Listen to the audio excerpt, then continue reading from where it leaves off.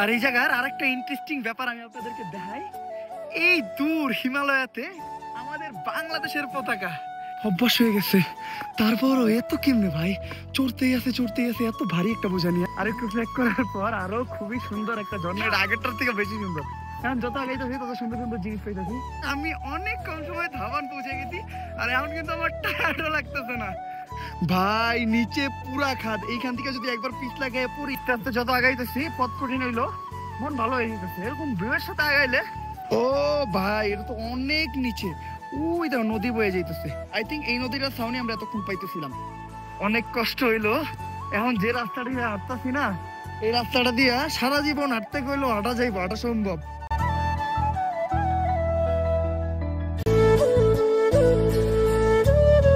আসসালামু আলাইকুম guys, welcome back to the new episode of my daily vlog. আশা করি সবাই ভালো আছেন। আর আজকে এবিসি ট্রেকের আমাদের থার্ড ডে। আজকে আমরা ট্রেক শুরু করলাম ব্যাম্বো থেকে। গত রাত্রে আমরা ব্যাম্বোর এই গেস্ট হাউসে ছিলাম, যে জায়গায় রাতের খাবার সকালের নাস্তা সহ প্যাকেজে পড়ছিল 1300 টাকা। আর এই জায়গায় তাপমাত্রা কিন্তু -2°C। তো আমরা আর দেরি করুন না, এখন আমরা ট্রেক শুরু করুন। তার আগে চারা ফিনিশ করে সকালের নাস্তাটা শেষ করে নেই। আর একটা সাজেশন দেই, এই ঠান্ডায় কিন্তু body moisturiser and lip gel carry করা মাস্ট, কারণ আমার নাক ঠোঁট হাত সবকিছু ঠান্ডায় জমে গেছে। আর ব্রাদার ব্রেকফাস্ট में क्या क्या है? ये गुरुम रोटी है और जोल तरकारी है, जोल अंडा है अच्छा और है, फ्राई है। हाँ बहुत अच्छा है। बहुत अच्छा है, खाओ खाओ। हाँ। तुमको तो सब कुछ ही अच्छा लगता है। हाँ জলদি সে খানা খতম করো, ফির নিকলেंगे। আর আমরা ট্রেকিং শুরু করছি প্রায় অনেকক্ষণ, কারণ আমরা ব্যাম্বু গ্রাম পাস করতেছি। এই গ্রামের আশেপাশে অজস্র ছোট ছোট ব্যাম্বু বাগান, এই জন্য এই গ্রামটা ব্যাম্বু গ্রাম বলা হয়। আর ঠান্ডা এই জায়গায় বেশি, যত উপরে উঠতেছি তত হায়ার অ্যালটিটিউডে যেতেছি, এর জন্য আমাদের শ্বাস নিতে অনেক বেশি কষ্ট হইতেছে। তো এখন আমাদের অনেকটা পথ উঠতে হইব, ওই জায়গায় যেতে হবে। ওরা অলরেডি ওই জায়গায়, আমি একটু পিছিয়ে গেছি ব্লক করার চক্করে। আমরা চলে আসছি হইলো খুব সুন্দর একটা ঝর্ণার কাছে, বাট যে ঝর্ণাটা একদম শুকিয়ে গেছে, কোনো পানি নেই ঝর্ণাতে। কিন্তু এরপরও এটারে দেখতে সুন্দরই লাগে, পুরাপুরি শুকিয়ে গেছে, কোনো পানি নাই ভাই সাহ। আর ছোট্ট একটা পুলটা কিন্তু আজব, হ্যাঁ, লাকড়ি দিয়ে বানানো পুল, উপরে ইট টিট পাথর টাথর দিয়ে দিছে, ইট তো নাই পাথর সব, তো পারাপারে সুবিধাই হয়, ভেঙে যাওয়ার কোনো রিস্ক নাই, একদম রিস্ক ফ্রি। আর আমরা একাই হেঁটে উঠতে পারি না, উনি একটা গ্যাসের সিলিন্ডার নিয়ে কিভাবে হেঁটে উঠতেছে। এই জায়গার মানুষ প্রচুর পরিশ্রমী। আর এই একটা সিলিন্ডার নিচ থেকে উপরে আনতে এক একজনের টাকা নেয় হইলো 10 থেকে 15 হাজার নেপালি রুপি। তো যেমন পরিশ্রমিক অমন, এই জন্য উপরে জিনিসপত্রের দাম এত বেশি। বাইরে ভাই হে মানুষ নাকি মেশিন। আমি আরে ফলো করতেছি যে একটু রিল্যাক্সে যেতে পারবো মনে ফলো করতে করতে, বাট উনি দেখতেছি কোনো রেস্টই নিতেছে না, কোনো পানিও খাইতেছে না, ডাইরেক্ট যাইতেছে। অভ্যাস হয়ে গেছে, তারপরও এত কেমনে ভাই চড়তেই আছে এত ভারী একটা বোঝা নিয়ে। আমাকে বোঝা মাত্র 10 থেকে 12 কেজি, তাই আমরা বাইতে পারি না। আর ওনারটা তো মিনিমাম 25 থেকে 30 কেজি ভাই সাব। এনাদের হাঁটার ভিতরে একটা ট্রিক্স আছে যেটা আমি ফলো করতেছি, এরা পা একটু আঁকা বাঁকা ভাবে ফালায়, এভাবে যদি ফালাই এনার্জি একটু কম লস হয়। আমি ওনারা ফলো করতে করতে অনেক দূর চলে আসছি, আমার বাকি টিমমেটরা সব পিছিয়ে পড়ে গেছে। আর এখান থেকে দেখেন নদী যে বয়ে যেতেছে, এটার সাউন্ডটা কত সুন্দর, ফিল করেন সাউন্ডটারে ভাই। আমার তো দম বাইরে যেতেছে, উনি চলতেই আছে। উনি বলতেছে যে উনি একটা ব্রেক নিবে, সেটা হলো দোবান যে। চলেন দেখি আমি ওনার সাথে কত দূর যেতে পারি। ফাইনালি চাচা একটু ক্লান্ত হয়েছিল, চাচা একটু পানি খেয়ে নিল। ওনারা সবসময় এই ঝর্ণার থেকেই পানি খায়, এই পানিগুলো নাকি খুবই ভালো। আর আমরা দেওরালির প্রায় কাছাকাছি পৌঁছে গেছি। আমার ফ্রেন্ডরা মনে হয় আমার থেকে 20-30 মিনিট ধরে আছে। আমি তো এখনো চাচারে ফলো করতেই আছি। চাচা আমাদের বাংলাদেশি ব্যাপারে খুবই ভালো বললো, যে বাংলাদেশিরা কম আসে, বাট মাঝে মধ্যে যারা আসে তারা খুবই ভালো। আসলে তাদের মতো ভালো মানুষের কাছে সবাইরই ভালো মনে হয়। যদি আপনি ভালো থাকেন তাহলে আপনার কাছে জগৎ ভালো। ওয়েলকাম টু ধাবান। চাচারে ফলো করতে করতে আমি অনেক কম সময় ধাবান পৌঁছে গেছি, আর এখন কিন্তু আমার টায়ার্ডও লাগতেছে না। আর এই জায়গায় আসার পর ভাই এই নদীর সাউন্ডটা এত বাইরে গেছে, আপনারা জাস্ট ফিল করেন। আরে এই যে মাছা বুঝরে বেস ক্যাম্প, এই জায়গার থেকে ভিউটা অনেক জোস লাগতেছে। তো চলেন দেওরালি যে আমি আমার ফ্রেন্ডদের জন্য একটু অপেক্ষা করি। গাইস এই জায়গার কুকুরগুলো দেখেন কত সুন্দর, এটা যেমন সুন্দর কালার তেমন বড় বড় পশম, জোস লাগে। আরেকটা কুকুর আছে, এটা আমি একটু খুঁজতেছি। এই যে এটা তো আরো সুন্দর, বাট এটা অনেক রাগী। এটা কেমন করে জানি তাকাইতেছিল আমার দিকে, but the look of his না হার, আই থিঙ্ক হার ও মে। ওরে ভাই চোখ তো পুরা ঘোস্ট আইস। ভাই আমার ভয় করতেছে যে আরেকজন আয় পড়ছে, ওরা দুইজন মিলে আমার উপর হামলা না করে দেয়। আর দোমানাইসা আমি নিয়ে নিলাম এক গ্লাস গরম দুধ, যেটার দাম পড়লো 180 টাকা। এই জায়গায় একটা রং চার দামও 170 টাকা। আর যেহেতু আমি এত বড় জার্নি করতেছি, তো দুধটা খুবই কার্যকরী শরীরের জন্য। আর এইরকম ওয়েদারে গরম গরম দুধ শরীরের জন্য অনেক এনার্জেটিক। আর আমাদের ফ্রেন্ড আসার পর আমরা ধোবান থেকে আবারও ট্রেক শুরু করছি। আর এখন আমরা যাব হলো দেওরালির উদ্দেশ্যে। দেওরালি যেতে অনেকটা পথ লাগবে, আর এই মাঝখানে ছোট্ট একটা পুল আর খুব সুন্দর একটা মিনি ঝর্ণা পড়ছে, যেটা অনেক সুন্দর। আমাদের সব ফ্রেন্ডরা এই জায়গায় ছবি টবি তুলবো, আমি কিছু ছবি টবি তুলে নেই। এর আগে আমি এত সুন্দর ঝর্ণা পাই নাই। আর একটু ট্রেক করার পর আরো খুবই সুন্দর একটা ঝর্ণা, এটা আগেরটার থেকে বেশি সুন্দর, কারণ যত আগাইতেছি তত সুন্দর সুন্দর জিনিস পাইতেছি। আর এটার পানি কত সুন্দর দেখেন, একদম ক্লিন। আর ব্রিজের নিচ দিয়ে যদি আমরা একটু ভিতরে যাই, ওয়াও হোয়াট আ ভিউ। আর ওই পাশে পাহাড়টা পুরো চমকাইতেছে, মনে হইতেছে ওইটা পুরোটা একটা সোনার পাহাড়। আর ওই ঝর্ণাটাই উপর থেকে নাইমা একদম নিচে নাইমা গেছে ভাই, নিচে পুরা খাদ। এইখান থেকে যদি একবার পিছলা খেয়ে পড়ি সোজা উপরে। বাট ওই জায়গার পানিটা দেখেন একদম ব্লু, মনে হইতেছে ওটা মালদ্বীপের পানি। যাই হোক, এই জায়গায় দাঁড়াবো না, কারণ আমাদের অনেকটা পথ হাঁটতে হবে। একটু রেস্ট নিয়ে আবার ট্রেক শুরু করি। আর ট্রেক করতে করতে আমি অলরেডি আপার ধোবান ক্রস করছি, কারণ আমি যেতেছি হিমালয়ের উদ্দেশ্যে। অনেকক্ষণ ধরে ট্রেক শুরু করছি, বাট আমার টিম মেম্বার গুলা খুব উইক। ওরা একটু করে হাঁটে, 5 মিনিট করে রেস্ট নেয়। বা এভাবে রেস্ট নিলে আমরা অন্নপূর্ণে আরো 3 দিনেও বসে যেতে পারবো না। দেন ওদের আবার বাজেটও সমস্যা আছে, যার জন্য আমরা একটু জলদি জলদি চলতেছি। যদি বাজেট ফ্রেন্ডলি মানুষ পেতাম তাইলে এত প্যারা না নিয়ে প্রতিদিন অল্প অল্প করে হাইটা মোটামুটি আকারে আরো 3 দিনে আমি এই ট্রেকটা কমপ্লিট করতাম। বাট ওদের জন্য জাস্ট আমার কাছে আজকের দিনটাই আছে, কালকের দিন আমার এবিসিতে পৌঁছাইতেই হবে। সামনের রাস্তাগুলা খুবই ডেঞ্জারাস, পাথরের উপর দিয়ে পানি যাওয়ার কারণে পাথরগুলো অনেক পিছলা হয়ে গেছে, যে কোনো সময় হোঁচট খেয়ে পড়ে যেতে পারেন আপনারা। Be careful. এই জায়গায় যদি কোন রকম পইরা আপনি ইনজুরির শিকার হন, উপরে হয়ে যেতে পারবেন না, নিচেও নামতে পারবেন না। এই জায়গায় ট্রিটমেন্টের তেমন কোনো ব্যবস্থাও নাই। যতটুকু করতে হইব আপনার নিজের করতে হইব। যত আগাইতেছি তত রাস্তা ডেঞ্জারাস হইতাছে। আমি চিন্তা করতেছি শীতকালে এই অবস্থা, বর্ষাকালে এই রাস্তার অবস্থা কেমন জানি থাকে, না হয় পুরাপুরি স্রোত বয় এদিক দিয়া। আর এখান থেকে আমরা ঢুকে যাবো হলো হিমালয় গ্রামে। আর এই জায়গায় একটা বিলবোর্ড দেওয়া আছে, একটা নেপালি ভাষায় লেখা আছে, একটা ইংলিশে লেখা আছে। এই যে ওনারা লিখছে যে তুমি এই জায়গায় নতুন, রুলসের বাইরে কিছু করো না, জায়গায় জায়গায় ময়লা ফেলাইও না, বেশি চিল্লাচিল্লি করো না, যাতে এই জায়গার মানুষের সমস্যা হয়। বাদ বাকি থ্যাংকস ফর ইউর হেল্প। আসলে ভালো মানুষের ভালো কথা। এতটুকু পথ যে আসছি আমাদের মোটামুটি অনেকটা সময় লাগছে। আসলে অনেকটা কষ্ট হয় যখন আমরা জানি যে 8 থেকে 10 ঘন্টা হাঁটতে হবে, বাট হাঁটতে হাঁটতে এই প্রকৃতি দেখতে দেখতে কখন যে সময় জায়গা এটা আপনারা বুঝতেই পারবেন না। কত সুন্দর প্রকৃতি, এটা দেখতে দেখতে মনে একটা অন্যরকম শান্তি তৈরি হয়, একটা এনার্জি দেয় বডিরে। এটা শুধুমাত্র আপনারা এই জায়গায় আসলেই বুঝতে পারবেন। আর হিমালয়তে ঢুকার সাথে সাথেই খুব সুন্দর একটা ওয়াটারফলের ভিউ, মনটা ভরে গেল এটা দেখে। এতক্ষণের কষ্ট সার্থক আর কি। আর পাশে একটা মন্দির আছে, ওই যে ফরেনার পাশে ছবিটা তুলতেছে। আর নিচে আই থিঙ্ক নদী নাকি, ও ভাই এটা তো অনেক নিচে। ওই দেখো নদী বয়ে যাইতেছে। আই থিঙ্ক এই নদীটার সাউন্ডে আমরা এতক্ষণ পাইতেছিলাম। এইটার যে ভিউ এটা অ্যামেজিং ভাই। এখন খালি আমাকে উপরে উঠতে হইতেছে, আর তেমন কোনো ভিউ এখান থেকে পাওয়া যেত না, চারদিকে খালি জঙ্গল আর জঙ্গল। এখন পরে একটু সোজা রাস্তা পাওয়া গেছে। আর আমাগো টিম মেম্বার গুলা দেখেন কত ক্লান্ত, ওরা ওরা আমার এত পিছিয়ে কেমনে যে পড়ে যায় এটাই আমি বুঝি না। আর এই জায়গায় এসে আমি একটু কনফিউজ হয়ে গেছিলাম যে দুইটা রাস্তা, একটা হলো এদিকে আর একটা হলো এদিকে। এখন এবিসি কোন দিক দিয়ে যাবো, বাট পরে দেখি এই জায়গায় লেখা আছে এবিসি সোজা। এরকম সব জায়গায় আপনি একটা না একটা সিম্বল পেয়ে যাবেন, তো প্যারা নেওয়ার কিছু নেই। উপরে উঠতেছি আর রাস্তা ডেঞ্জারাস হইতেছে। এই জায়গার রাস্তাটা একদম খারাপ রাস্তায় কোনো সমস্যা ছিল না, বাট আমি যে পাড়াই খাই চলবো ওরকম কোনো সুবিধা নাই। ব্রাদার দেখ কে আও, রাস্তা বহুত ডেঞ্জারাস है ऊपर। এই জায়গা থেকে যদি কোনো রকম একবার পড়ি তাহলে একদম নিচে। একটা কড়া রোদের সাথে সাথে অসাধারণ একটা ভিউ পাওয়া গেছে অনেকক্ষণ পর। প্রায় অনেকক্ষণ ট্রেকিং করলাম অনেক বাজে রাস্তা দিয়া, তারপরে যে এরকম একটা ভিউ দেখুন এটা আশা করিনি।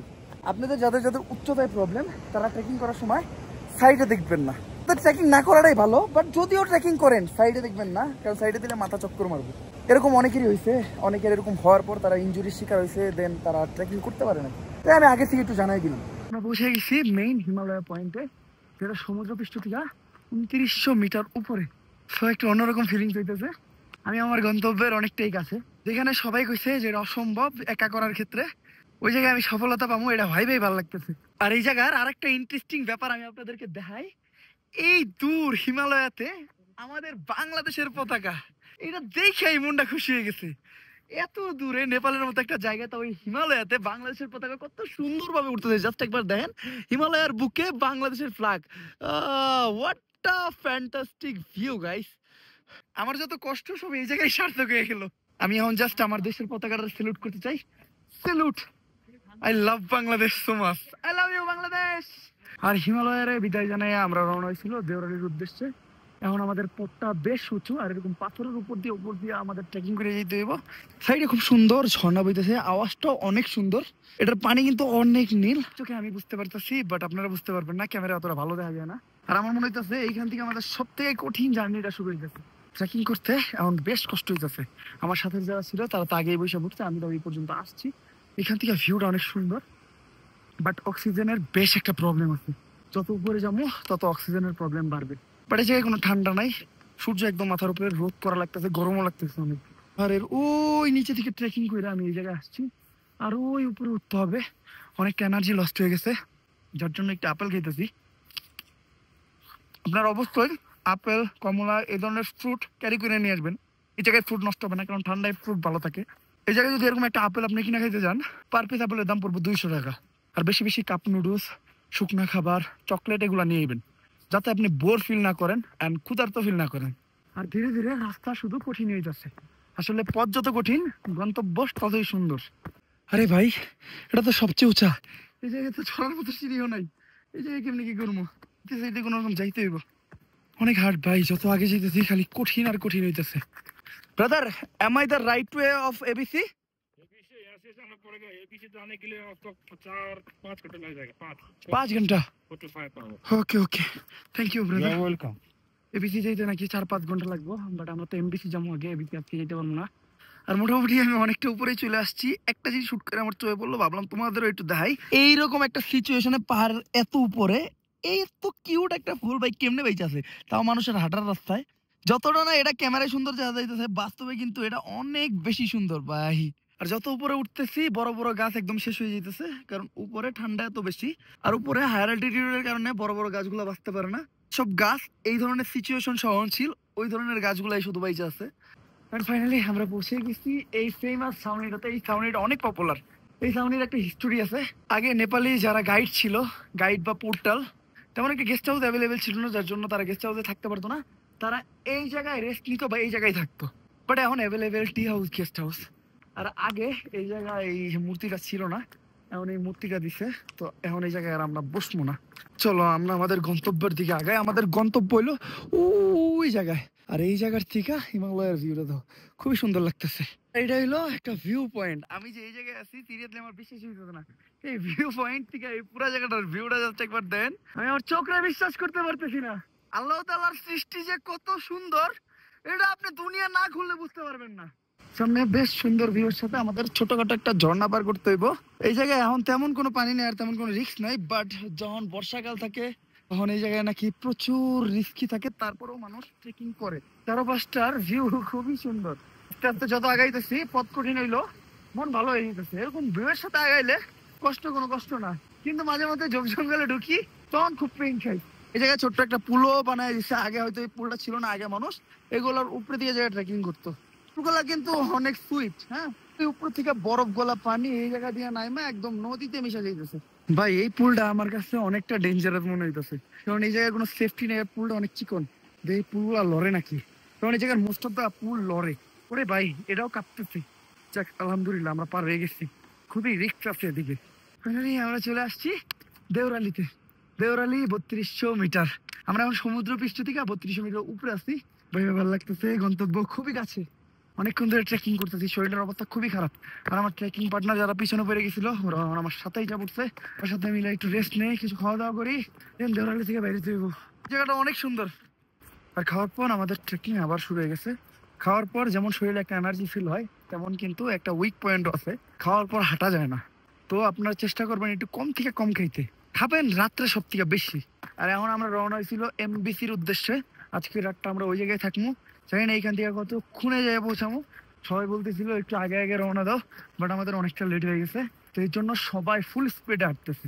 আরেকবার দেখো এটা কতটা খারাপ, দেখেই চক্কর হইতেছে। এই জায়গার যে ভিউটা না, পুরোপুরি ভিএফএক্স এর মতো মনে হয়। ওই যে ছোটবেলায় কম্পিউটারের যে ওয়ালপেপার দেখতাম না, একেবারে সেম একটা ভিউ। আর নদীটা এই জায়গার থেকে খুবই বেগে বয়ে যেতেছে। সাউন্ডটা শুনেন একবার, ওটা সাউন্ড। চলো উঠতে থাকি, কি আর করার। রেডি, আমার মাথা ব্যথা শুরু হয়ে গেছে। এই জায়গায় অক্সিজেন লেভেল অনেক কম, মতো শ্বাস নিতে পারতেছি না। আমি চিন্তা করতেছি এর উপরে যে কি অবস্থা হবে আমাদের। ওই যে একজন বয়ে বসছে, একজন দাঁড়ায় আছে, একজন এই জায়গায় আর আমি এই জায়গায়। আমাদের গন্তব্য ওই উঁচায়, কত দূর জানি না, যেতে নাকি আর 2 ঘন্টা লাগবে। আমার মাথা প্রচুর ব্যথা করতেছে এখন না, আমি আমার চোখে বিশ্বাস করতে পারতেছি না। যা ছোটবেলার থেকে আর কি এরকম ভিএফএক্স দেখছি, আজকে সামনে আমার চোখে পানি এ পড়ছে। কষ্ট করলে সফলতা আইবো, এখন আমি আমার মঞ্জিলে পৌঁছাই নাই, তাই আমার ভিতরে এত খুশি লাগতেছে। আমি জানি না আমার মঞ্জিলে আমি যখন পৌঁছাবো তখন আমার ভিতর কি ফিলিংস আসবো। আল্লাহর রহমতে যাতে আমি আমার মন্দির পর্যন্ত সেফলি পৌঁছে দিতে পারি, এই জন্য আমি থামতেছি না। আমি চলতেই আছি, কোনো গিভ আপ করা চলবে না, never give up guys. Just আল্লাহ তাআলার নাম নাও আর চলতে থাকো। রাস্তা যত কঠিন, গন্তব্য তত সুন্দর। চলো। এখন আস্তে আস্তে ঠান্ডাটা বাড়তেছে, যার জন্য জ্যাকেট পরে নিলাম। আর আমার মনে হচ্ছে সামনের রাস্তাটা অনেকটাই স্ট্রেইট, তো আমাদের চলতে একটু সুবিধা হইব। আর আমাদের সাথে একজন নেপালি দিদি আছে, ওনার পায়ে উনি মোচড় খাইছে, যার জন্য আমাদের চলতে আরেকটু অসুবিধা হইতেছে। কেউ তো কাউরে ফালাই যেতে পারতেছি না। যদি ওনার পা ঠিক থাকতো তাহলে হয়তো এতক্ষণে আরো অনেক আগে থাকতাম। অনেক কষ্ট হইলো। এখন যে রাস্তাটা দিয়ে হাঁটতাছি না, এই রাস্তাটা দিয়া সারা জীবন হাঁটতে গেলেও হাঁটা যাইবো, হাঁটা সম্ভব। কারণ রাস্তার আশেপাশের যদি সিনারিটাই থাকে এমন, তাহলে হাঁটতে সমস্যা কি ভাই? এত ভালো লাগতেছে, মানে জীবনে কোনোদিন আমার হাইটা তো ভালো লাগে নাই। এতক্ষণ যে আমি পাহাড় পাইলাম, এখন আমার কাছে ফিল হইতেছে না কিছু। বিশ্বাস করেন ভাই, আমার পায়ের ব্যথা গেছে গা, আমার মাথা ব্যথা গেছে গা, আমার হাতের ব্যথা গেছে গা, সব গেছে গা এই রাস্তাটা দিয়ে চইলা। যদি মনে করেন সাইডে এরকম পাহাড় থাকে, সাথে থাকে ছোট একটা নদী, আর এইরকম রাস্তা যেটা মনে হইতেছে পুরোপুরি ভিএফএক্স, আর কি লাগে জীবনে? I am living in my dream. আসলে একজন পাহাড় প্রেমীর জন্য এই ধরনের সিনারি যে কতটা এক্সপেন্সিভ, কোটি টাকা দিয়েও এটা কিনতে পারবো না। আমি কেন, দুনিয়ার কোনো মিলিনিয়ার বা বিলিনিয়ারও টাকা দিয়ে এই সৌন্দর্য কিনতে পারবো না। দুনিয়ার সবকিছু এই সৌন্দর্যের কাছে হার মানবো।